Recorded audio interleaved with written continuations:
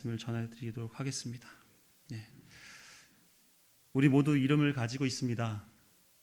이름을 지을 때에는 그 아이의 미래를 다 생각하면서 가장 좋은 것을 이제 두 글자 혹은 세 글자 짧은 글자로 뺄까요?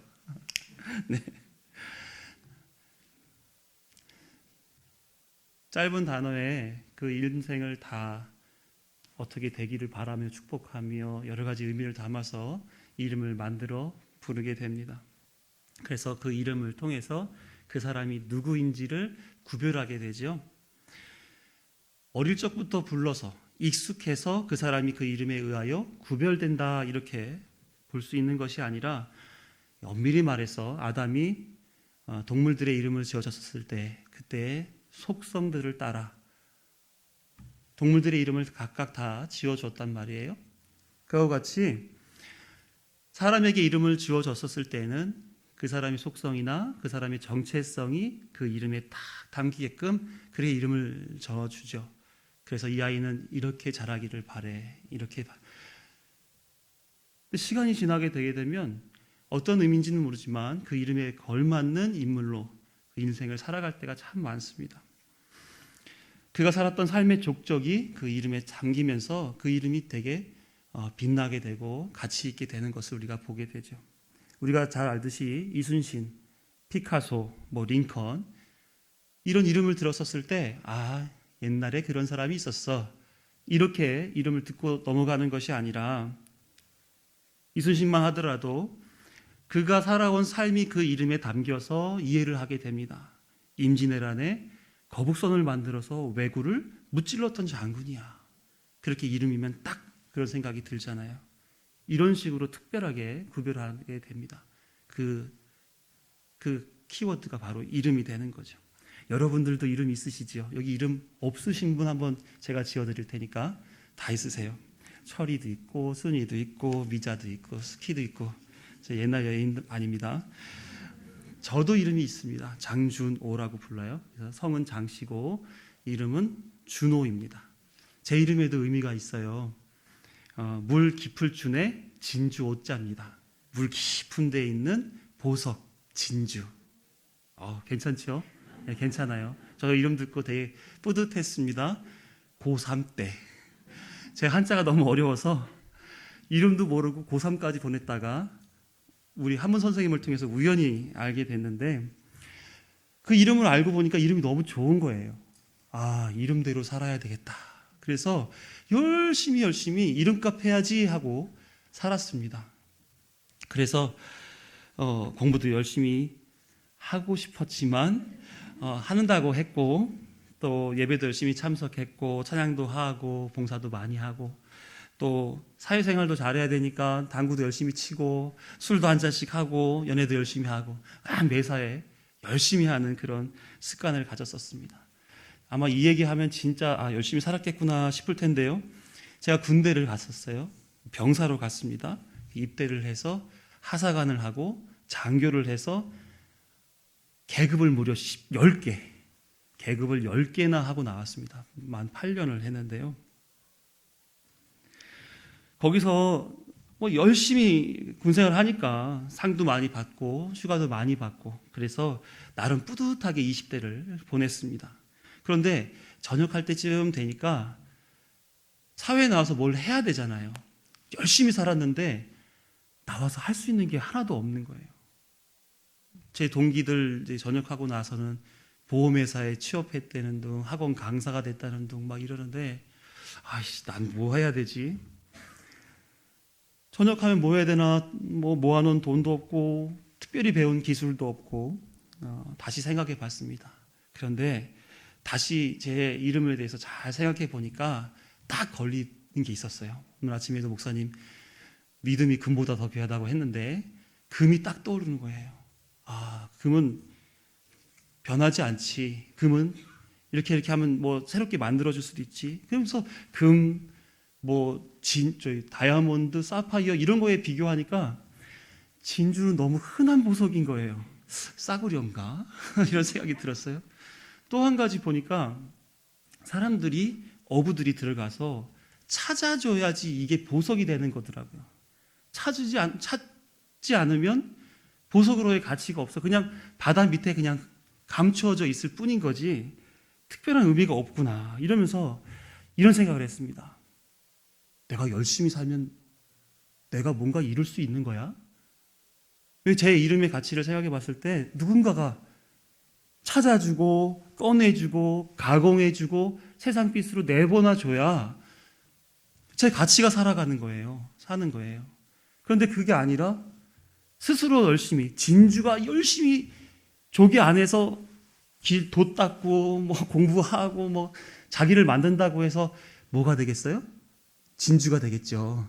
예. 아무것도 아닌 거예요. 누군가가 와서 그 일을 해줘야 되는 거예요. 그러니까 저는 어렸을 때부터 성결교회에서 껐습니다. 열심히 특심이라고 신앙생활은 열심으로 하는 거야. 힘이 닿는 데까지 봉사도 해보고 새벽 예배부터 뭐 금요 철학을 아침 저녁으로 학교 갔다가 끝나면 교회 와서 기도하고 돌아가는 거야. 전도한다 그러면 발벗고 뛰어나서서 전도하는 거. 저는 그걸 배우고 컸거든요. 그런데 정작 제가 사회에 나와서 제 이름 걸고 뭘 하려고 보니까 저는 아무것도 아니더라는 겁니다. 답답했고 막연했고 이만큼 노력했는데 그럼 앞으로 더 큰 노력을 하란 말이야? 하면서 제 앞의 일들을 어떻게 풀어나가야 될까 하는 그 고민이 굉장히 컸습니다. 그런데 이 답답한 시간들을 보내고 20년 정도가 흘렀어요. 지금을 보게 되면 여전히 답답한 부분이 있긴 하지만 저는 목사가 되어 있고 사랑하는 아내와 아까 오전에 보셨지만 아주 듬직하기도 하고 예쁘기도 하고 귀엽기도 한 우리 사랑스러운 자녀들, 네 자녀와 알콩달콩 잘 살고 있습니다. 누가 진주를 찾았는지 꺼내 가공했는지 빛을 보게 하셨는지 누군지 알 것 같아요. 대충 감이 오시는 저 위에 계신 분이 있어요. 그분 덕분에 저는 이렇게 잘 지내고 있습니다. 특별히 이렇게 새가천교회까지 오게 하셔가지고 귀한 우리 성도님들 만나게 하시고 이렇게 값진 복음을 공유하며 나누며 이렇게 시간 갖게 하시니 하나님 얼마나 감사합니까? 그분이 다 하신 거라고 저는 생각합니다. 그래서 그런지 앞으로 어떻게 살게 될지 그리 걱정이 안 돼요. 예. 이전에 그분이 일하셨고 지금도 일하여 주시고 앞으로도 일해 주실 그분이 계시기 때문에 그분을 제 육감이나 지식이나 이런 게 아니라 성경에서 그렇게 하시는 분이시다라는 소개와 함께 배웠기 때문에 저는 전혀 흔들리지 않은 그런 마음의 자세를 믿음을 가지고 있습니다. 사랑하는 성도 여러분, 그분께서 저를 이 막막했던 현실 그 속에서 살았지만 확신 있게 이렇게 만들어 주셨던 것처럼 그분이 우리의 모든 신앙과 삶에 관여하시고 당신의 뜻대로 저와 여러분들을 인도하여 가실 거라는 확신이 있습니다. 믿으십니까? 그래서 오늘 이야기는 그분이 왜 그렇게 하셨는지에 대한 이유, 각각의 이름값에 걸맞는 그런 삶을 살도록 일하시는 방법에 대한 그 이유를 알아보려고 하는 것입니다. 제가 앞에 이름이라고 하는 키워드를 계속 말씀드리면서 진행해 왔는데요. 오늘의 이야기는 이 이름과 관련이 큽니다. 이 이름은 그 사람의 정체성을 보여주는 의미를 가지고 있다 이렇게 말씀을 드렸습니다. 그런 의미에서 이름은 굉장히 중요한 의미를 가지고 있죠. 하나님은 성경을 통해서 이름의 의미를 따라 많은 것을 깨닫게 하시고 일하셨고 또 미래를 예언해 주셨습니다. 그래서 이름은 우리가 알아둘 필요가 분명히 있어요. 그 이름 안에는 많은 것이 담겨 있기 때문에 그래요. 성경에 소개되는 인물 대부분의 이름을 다 가지고 있습니다. 물론 이름 없는 분들도 계세요. 예를 들어서 예수님 당시에 12해 동안 혈루병 앓았던 여인 이름 없죠. 36년 된 병자 이름 없습니다. 더러운 군대 귀신 들린 자, 사마리아 여인 이를 비롯해서 자주 등장하는 바리새인, 서기관, 장로 이런 사람들도 이름이 없습니다. 왜냐하면 그들은 단지 무언가를 설명해 주시기 위하여 잠깐 등장시켰던 인물들이기 때문에 그들 개인이 중요한 인물이 아니기 때문에 이름을 필요로 하지 않고 그런 자야라는 소개와 함께 등장할 뿐인 것입니다. 그런데 중요한 인물들은 다 이름이 있어요. 아담과 하와, 가인과 아벨, 노아, 아브라함, 사라, 이삭과 리브가, 야곱과 라헬, 다윗, 솔로몬, 이런 사람들 다 이름이 있잖아요. 그렇죠? 모르시는 분 있어요, 이 중에? 제가 말씀드린 분들 다 아시죠? 그죠? 더 중요한 사실은 그 이름들에는 다 의미가 뜻이 있다 하는 겁니다. 아담은 사람이란 뜻이고, 하와는 산자의 어머니, 아브라함은 열국의 아비, 이삭은 웃음, 여호와, 이사야, 호세아는 발음은 틀리지만 뜻은 다 같아요. 여호와는 구원이시다. 노아는 안식이고, 다윗은 사랑받는 자. 이렇게 중요 인물들의 이름의 의미들이 다 담겨져 있습니다. 그러고선 이름과 그들의 삶을 잘 이렇게 매칭해 보게 되면 하나님은 그들의 삶을 통하여 그 이름에 걸맞는 그런 모습을 보여줘요. 그들의 일생을 통해서 하나님의 뜻하신 바가 이루어집니다. 또 하나님이 현재와 장래에 있을 그 메시지들을 그들의 이름에다가 담아서 전해줍니다. 좀 더 특별한 경우가 있는데요. 하나님 직접 이름을 지어주신 경우들이 있어요. 우리가 아브라함 하면 아브람에서 아브라함이 됐잖아요. 하나님 이름 주어서. 아브람은 뭡니까? 한 가족의 아비입니다. 근데 아브라함이 되면서 열국의 아버지가 됐어요. 그리고 그를 선택하셔서 선택된 백성의 시초가 됨으로써 그 아브라함을 보고 우리가 뭐라 불러요? 믿음의 조상 아브라함. 누구세요? 네, 칭찬드립니다. 네. 사례는 사라로 바꿔주셨고, 그래서 한 가정의 어미였다가 열국의 어미로 바뀌는 그런 의미의 삶을 살아내게 됩니다. 저는 이 사람은 되게 중요하다고 생각해요. 그래서 이 사람은 꼭 알 필요가 있다, 이렇게 보는 인물이 있습니다. 바로 야곱입니다. 야곱의 이름은 사기꾼 또는 발 뒤꿈치를 잡은 자입니다. 태어나는 아기가 먼저 나가겠다고 형 발 뒤꿈치를 잡고 나오는 아기가 어디 있어요? 지 살기도 바쁜데, 그렇죠? 그런데 그 아기가 그 태어날 때부터 이 세상에 최적화되어서 경쟁 구도 속에 내가 먼저야라고 하고, 또 살면서 얕고 이기적이고 자기중심적으로 살아가는 그런 모습을 사는 존재로 야곱은 살았습니다. 제일 유명한 사건이 뭐예요? 에서에게서 팥죽 한 그릇으로 장자의 권한을 사오잖아요. 그렇죠? 이 얼마나 머리가 팽팽 돌아가요. 예. 저는 아마 그때 당시였으면 에서 같았을 겁니다. 듬직하잖아요. 그렇죠? 예. 순수하잖아요. 예.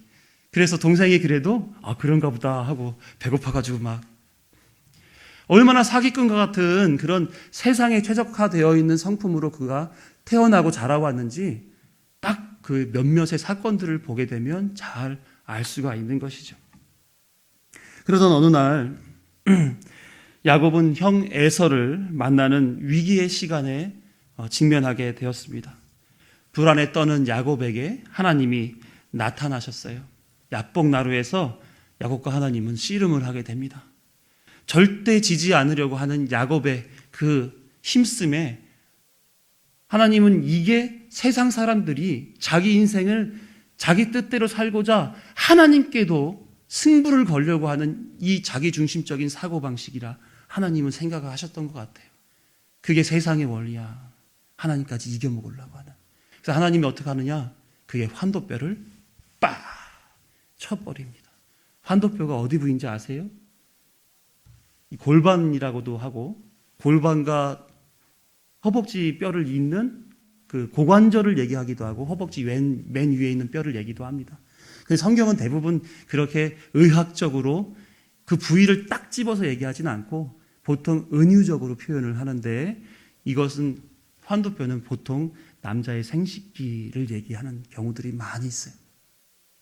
다시 말하면 이 당시만 하더라도 남자가 남자 구실을 못하면 사람 취급을 못 받았어요. 그래서 한 가장이지만 남자로서 이렇게 구실을 못하는 그런 모습에 그는 이제 말하자면 남자로서는 죽었다 이런 평가를 하는 겁니다. 다시 말하면 이런 거예요. 사기꾼으로 살았던 야곱, 하나님이 그렇게 살아갔던 인생을 한 번에 죽이시고 새로운 이름을 부여해 주심으로 인해서 다시 살리는 그런 하나님의 역사가 그에게 임하게 된 것입니다. 이게 인생의 원리예요. 이게 사람의 이름을 더 가치 있게 만드는 하나님의 역사이신 것이죠. 우리들 다 세상에서 내 멋대로 내 마음대로 살다가 하나님 부름 받아서 이 땅에 이 교회에 와가지고 새롭게 변화된 우리 아닙니까? 난 원래 훌륭해 이렇게 손들어 보세요. 없지요. 우리는 다 죄인으로 살다가 죄인의 모습으로 하나님 만나 세상 다 버리고 하나님을 믿겠노라고 하나님 나라의 백성으로 불러달라고 우리는 매달리고 살아가는 그리스도인으로 지금 살고 있는 것입니다. 그렇게 하나님이 변화시켜 주시는 거예요.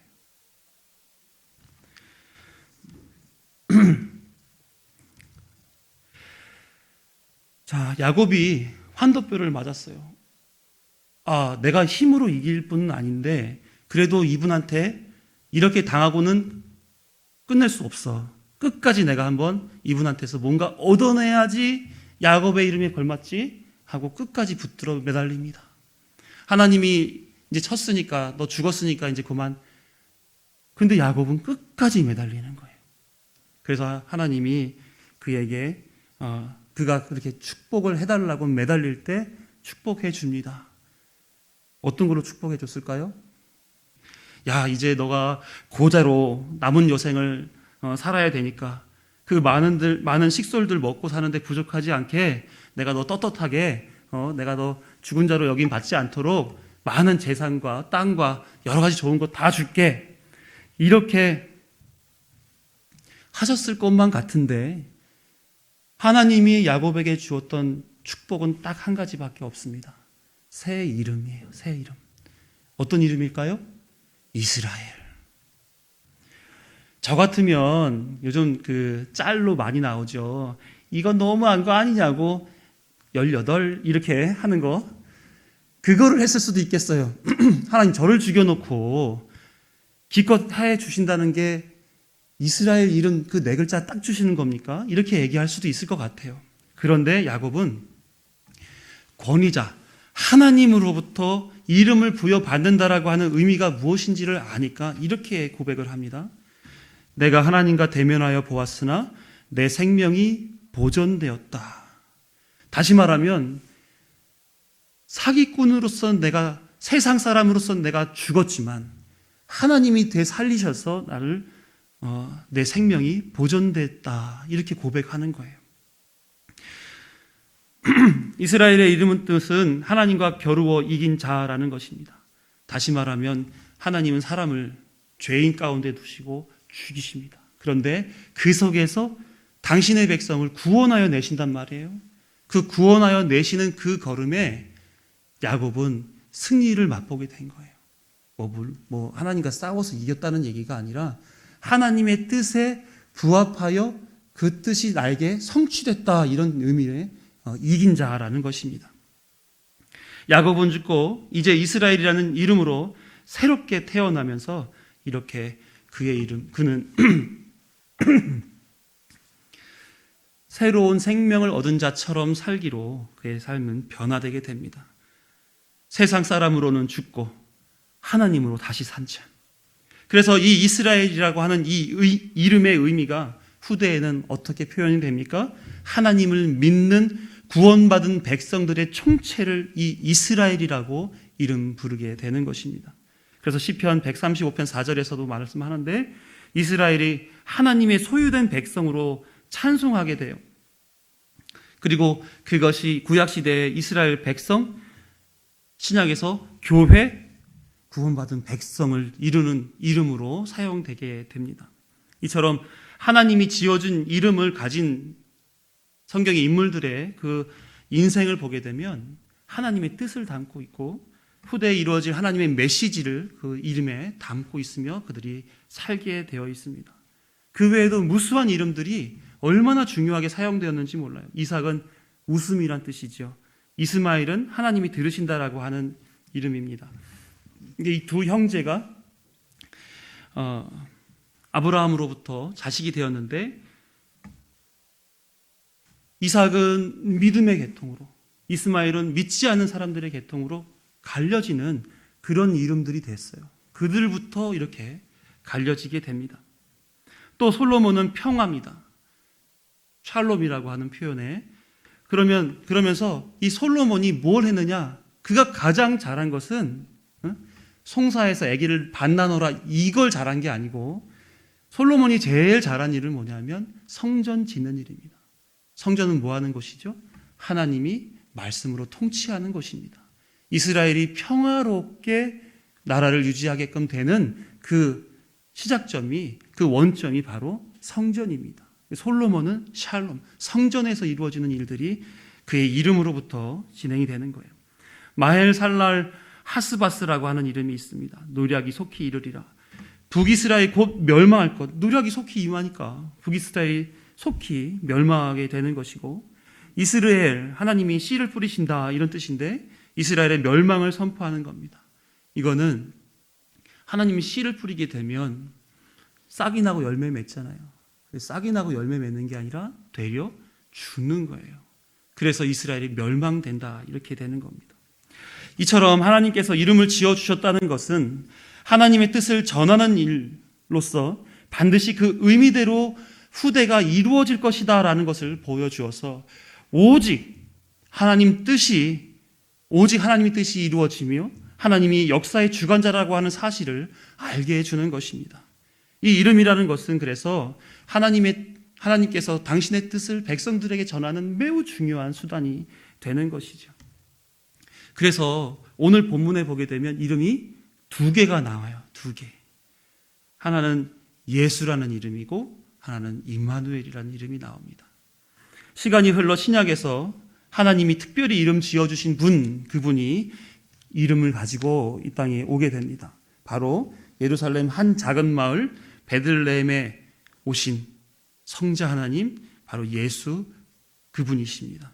자, 예수님의 이름이 뭘까요? 예수님의 이름이 뭐죠? 네?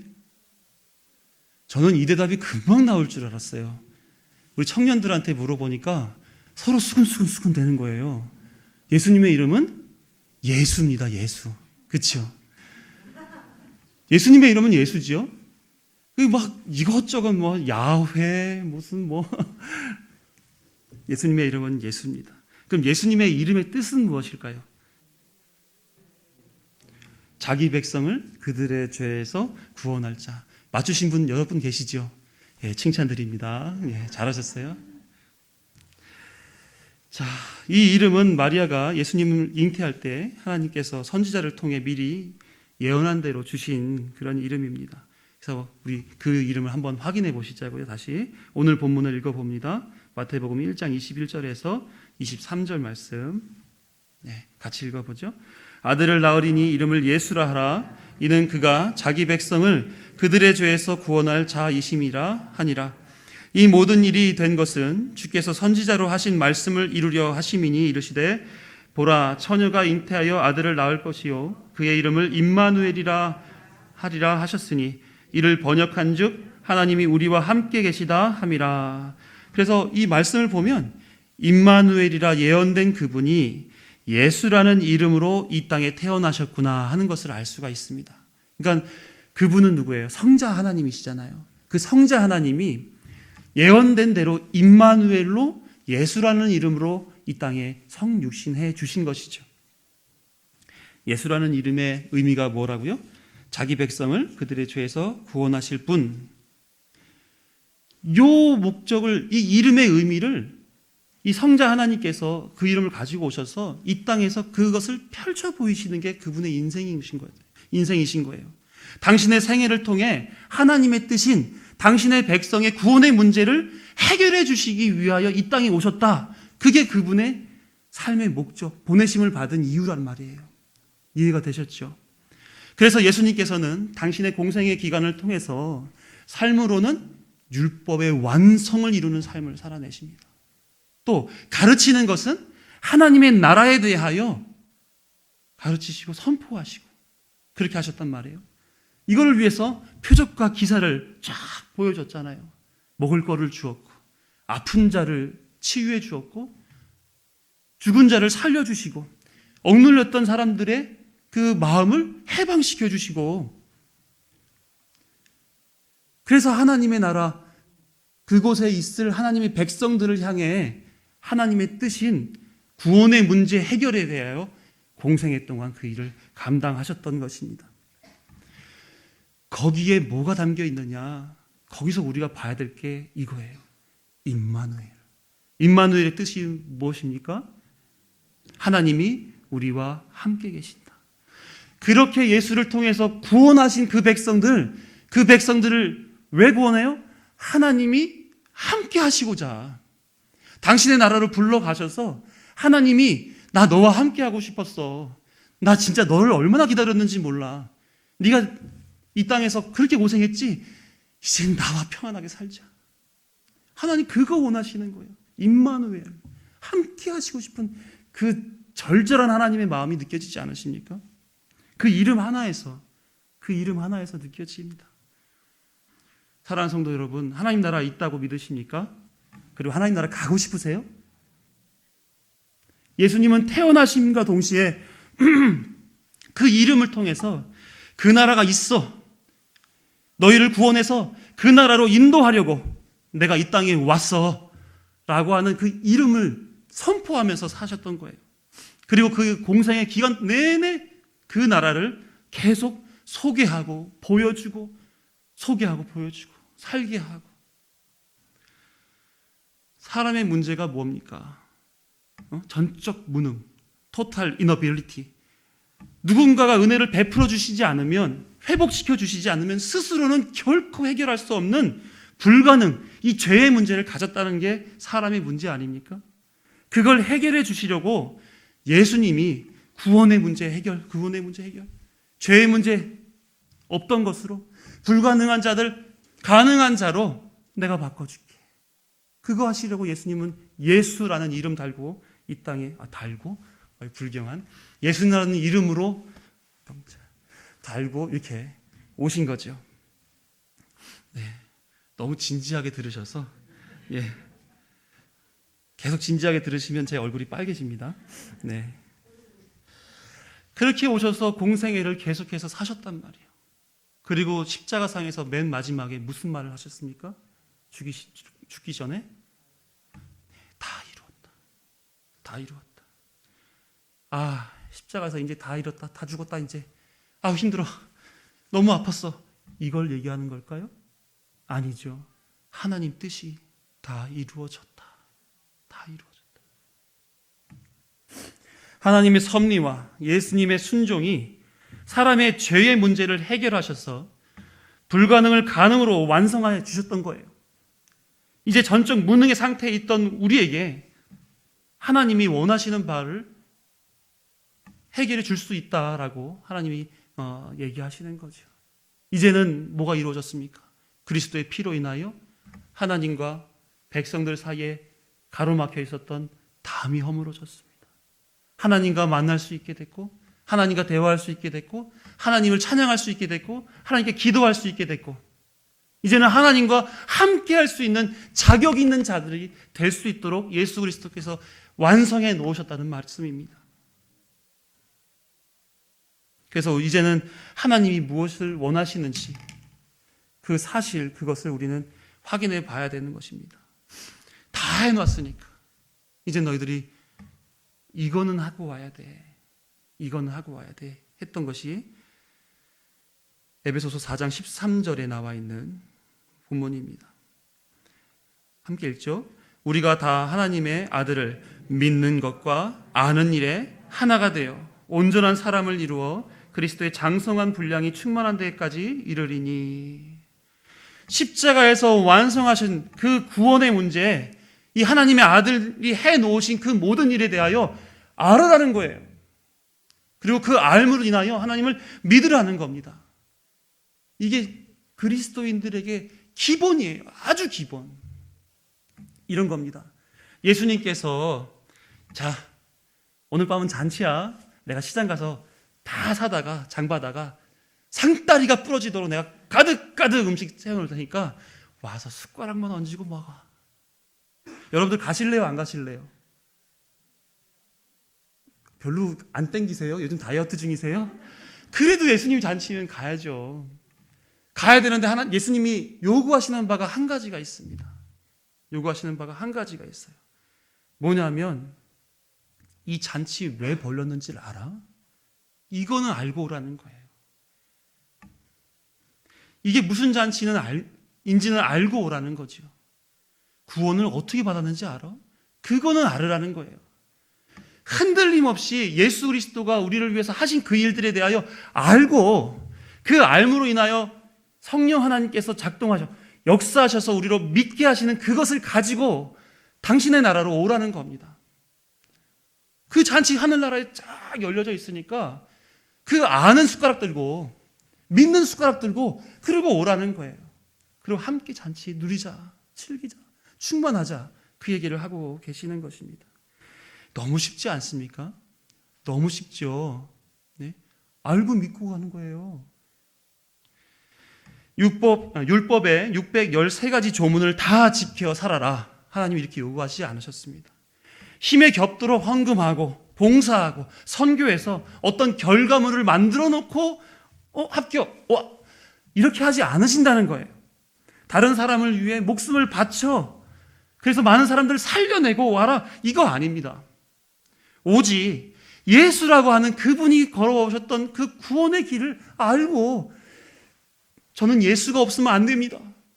예수님이 저에게 해주신 이 모든 것들이 저는 결코 예수님을 부인하게 하지도 않고 오직 예수님이 나의 구주라는 그 믿음만 줍니다. 저는 예수님 없으면 안 됩니다. 그거 하나만 가지고 오라는 거예요. 예수라고 하는 그 이름의 의미를 알고 그리고 믿으라. 이게 하나님이 우리에게 원하시는 바입니다. 이렇게 알게 되는 그 과정 아무나 주는 거 아닙니다. 세상 사람들한테 전해보세요. 누가 들으려고는 합니까? 근데 우리는 들려요. 우리는 그것을 알고 싶어요. 왜요? 그게 은혜니까. 그게 은혜입니다. 예수님을 아는 은혜, 예수님을 믿는 은혜, 그게 은혜예요. 그리고 그 은혜에 하나님의 말씀이 담기죠. 그래서 은혜가 예수님이 탄생하심으로부터 완성하셨던 모든 내용들이 다 담겨요. 그걸 복음이라고 얘기를 합니다. 은혜가 담겨있는 하나님의 말씀. 다시 말해서 복음은 예수 그리스도로 말미암아 완성되었으므로 예수님이 복음이신 것입니다. 예수 그리스도는 복음이다. 신앙생활은 바로 이 복음으로 자기 자신을 충만하게 만드는 그런 삶을 신앙생활이라고 하는 거예요. 교회 왔다 갔다 하는 걸로 아니면 헌금 좀 내는 걸로 봉사 몇 가지 하는 걸로 이걸로 신앙생활 다 했다? 절대로 그렇지 않습니다. 그거는 믿음이 있다는 증거의 표현일 뿐이죠. 신앙생활이라고 하는 것은 아는 것과 믿는 것의 하나가 되는 거예요. 충만하게 되는 겁니다. 그러면 나도 모르게 예수님이 하신 그 일에 감사해요. 이 마음이 뜨거워서 교회를 섬기지 않을 수 없는 거예요.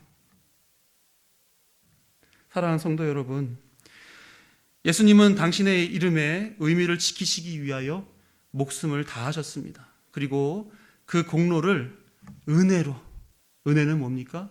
갚을 수 없는 사람들에게 거저주는 게 은혜 아닙니까? 그 은혜로 우리에게 허락해 주셨습니다. 우리는 알지 못하는 사이에 그 사랑을 받았어요, 벌써. 그래서 이 자리에 있지 않습니까? 그리고 현재도 지금 받고 있고 앞으로도 계속 받을 계획입니다. 이제 우리에게 남은 것은 이 은혜와 사랑을 받은 성도답게, 그리스도인답게 임마누엘 예수, 우리의 복음, 이것을 알고 믿으며 신앙생활하면 되는 것입니다. 제가 온 지 3일 되었습니다. 지금 이렇게 보니까 한 3년 된 것 같아요. 예. 짧은 시간이지만 나름 여러 가지의 것을 보고 깨달았습니다. 제일 크게 감동이 되었던 것은 우리 금요기도회 때 담임 목사님의 말씀 선포와 찬양 인도와 기도, 저 조금 여기 오기 전에 식어 있었는데 목사님 덕분에 불이 붙었어요. 마음이 막 뜨거워졌습니다. 너무 감사하게 생각을 해요. 또 우리 청년회 어떤 자매는 청년회를 세우기 위해서 여러 가지로 주님 마음 가지고 헌신하는 그런 자매가 있다고 들었고, 지금 또 나가서 또 대화를 하겠죠. 너무 감사하게 생각해요. 어제 장로님들 교회 아끼셔가지고 토요일인데도 불구하고 오셔서 사무실에서 또 교회 곳곳에서 섬기시는 모습을 보니 너무나 마음이 뜨거워졌고, 또 구역장님들, 권사님들, 또 성도님들 전도하시느라, 또 구역장 교육 받으시느라 여러 가지로 보니까 공부는 싫잖아요. 공부 좋아하시는 분 있어요? 근데 얼굴이 밝으세요. 네, 뭐 공부 끝나고 나서 무슨 뭐 하기로 하셨는지는 모르지만 오셔서 청소하시고 또 공부하시고 여러 대화하시는 거 보면 활기가 있어서 너무. 그래서 제가 이렇게 몇 가지 이렇게 목격한 것들을 보면서 참 교회가 생기 있는 교회구나, 활력이 있구나.